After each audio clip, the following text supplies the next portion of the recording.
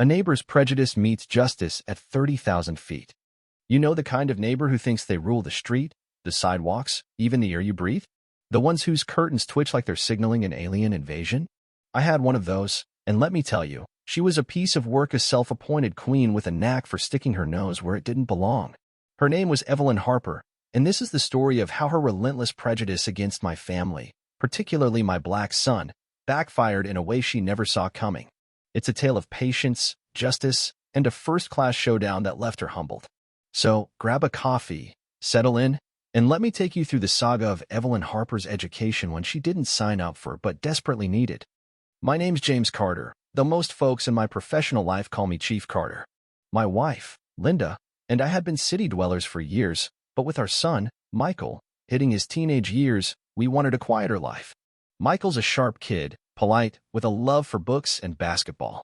We found a charming house in Willow Grove, a leafy suburb just outside Philadelphia. White picket fences, blooming azaleas, the whole American dream package.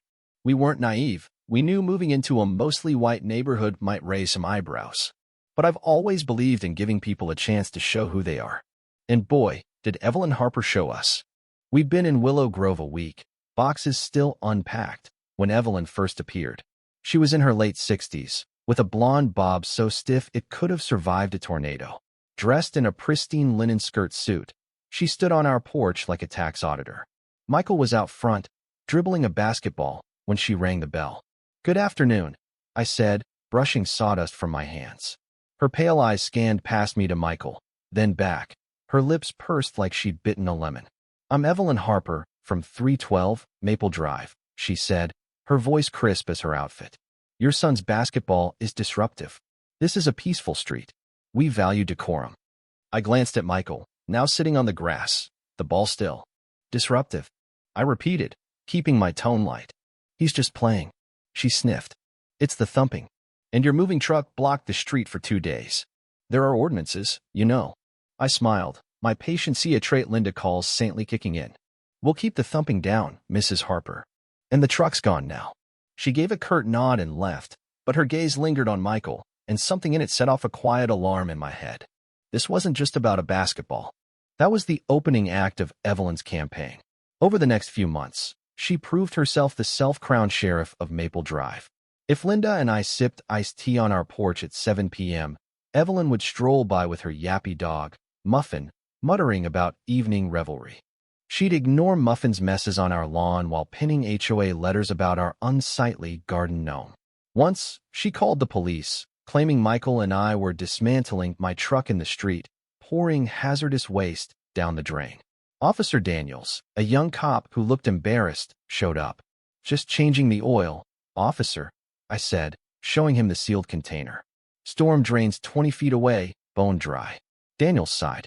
"Mrs. Harper again?" I nodded. He left, promising to clarify her binocular observations.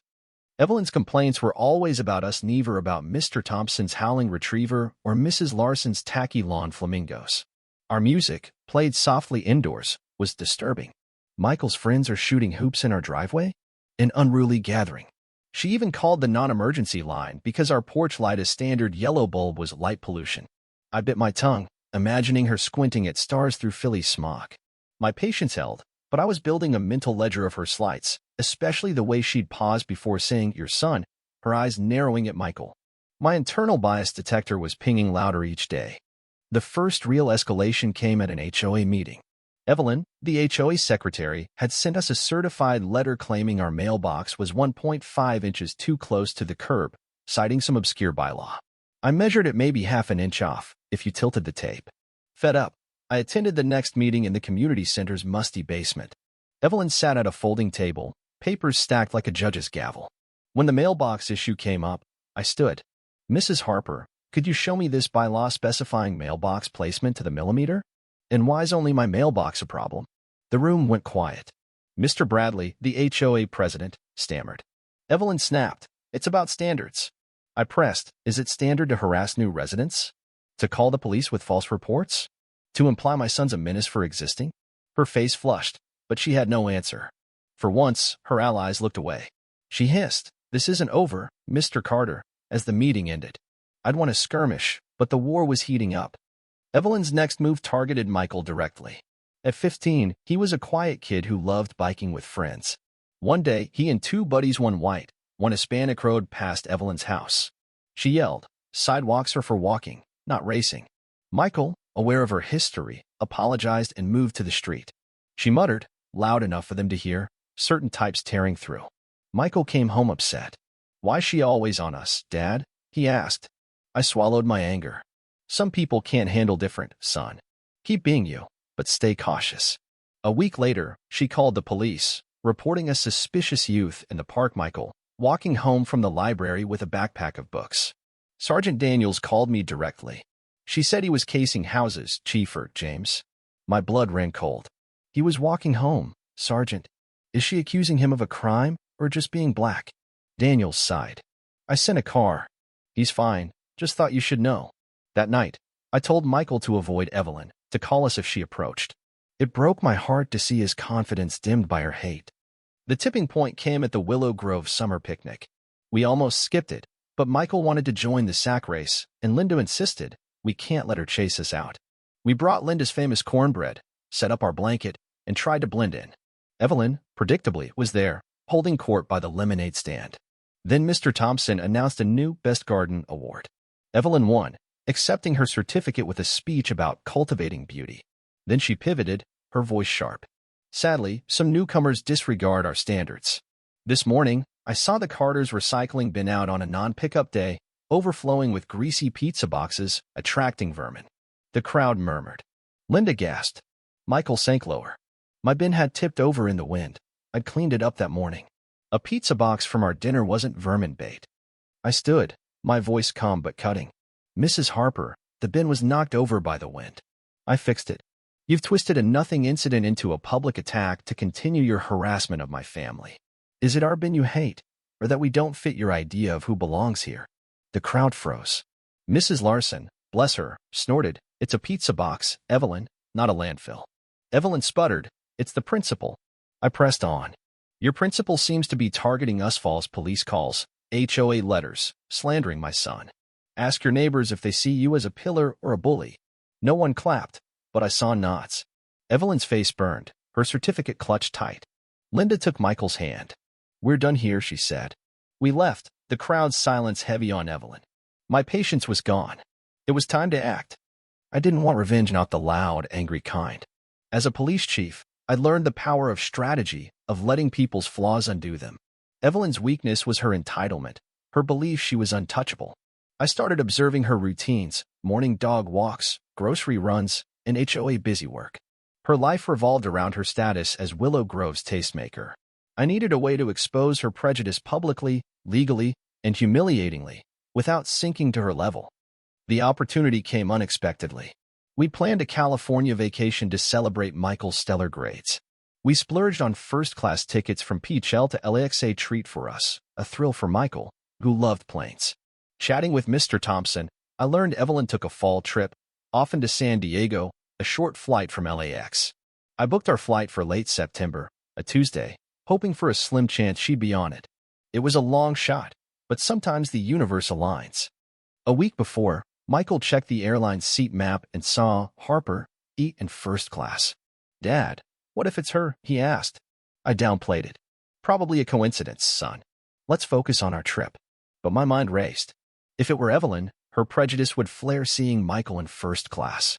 She'd act out, and I'd be ready not to fight, but to let her hang herself. At PHL, we breezed through security. Then I heard her voice, sharp as a knife. The indignity of these screenings.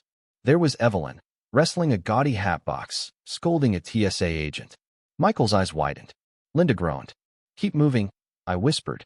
At gate B14, Evelyn sat across from us, her nose wrinkled like we were an offense to her senses. When the first class boarded, her jaw dropped as we stood. Mr. Carter, she hissed, incredulous. I smiled. A vacation, Mrs. Harper. For all of us. Michael waved cheekily. Her face tightened, and she hurried behind us, peering at our boarding passes like we'd forged them. On the plane, we settled into row 1. Michael in 1A, Linda in 1C, me in 1D. Evelyn, in 2B, saw Michael by the window and froze. Her face twisted disbelief, then fury. She marched to him, wrapping his armrest. "Young man, you're in the wrong seat. This is first class." Michael, startled, showed his pass. "It's 1A, ma'am." She scoffed. "Ridiculous. You can't afford this. Economy's back there." She jabbed a finger. A flight attendant, Lisa, rushed over. "Is there a problem?" Evelyn raged. "This boy doesn't belong here. He's sneaking an upgrade. Remove him." Michael flushed, humiliated. Other passengers stared. My anger surged, but I stayed calm. I stood, approaching slowly. "Mrs. Harper, my son's in 1A because I bought it. Just like 1C and 1D. Her mouth gaped. "You bought 3 first-class tickets? How?" The racism in her tone was raw. Lisa looked uneasy. Evelyn shrieked. "It's a mistake. He doesn't meet the standards." I pulled my wallet, showing my chief's badge to Lisa and her colleague, Mark. "I'm James Carter, police chief. This is my family. We paid for these seats. Mrs. Harper's been harassing us for a year. False police calls, HOA complaints, now this. Her accusations are baseless and disruptive. Please ensure she doesn't bother us further. Perhaps she'd be more comfortable elsewhere." Lisa nodded. "Understood, Mr. Carter." She spoke firmly to Evelyn, who blustered, then deflated as Mark escorted her out. "We found you another seat, ma'am," he said. "Row 39E." Evelyn's protests faded as she was led to economia middle seat between 2 crying babies. Lisa returned, apologizing. "David, how about an orange juice?" Michael grinned. "That'd be great." He sipped it, chuckling, his spark back. The flight was peaceful, the cabin's tension gone. Passengers nodded approvingly. One said, "Well played, sir." At LAX, we passed Evelyn in 39E, her suit rumpled, hair askew, a baby drool stain on her shoulder. She stared ahead, miserable, ignoring the chaos around her. Michael gave me a subtle thumbs up. Our vacation was perfect: beaches, laughter, no Evelyn. Back home, she went quiet, avoiding us. No more letters, no more calls. Mr. Thompson said she'd been subdued since her unpleasant flight. A year later, she sold her house and moved. Willow Grove was peaceful at last. Evelyn's prejudice was her downfall. She thought she could bully us out. Instead, her venom, aired publicly, stripped her of power. My badge only clarified things. Her actions sealed her fate. Michael learned a tough lesson about bias, but also about standing firm. Justice, like a good Philly cheesesteak, is best served with precision and a side of humility. What about you? Have you faced someone like Evelyn, who tried to dim your light? How did you handle injustice or bullying? Share your thoughts below. Let's talk about standing up to hate and finding justice. Your story could inspire someone else.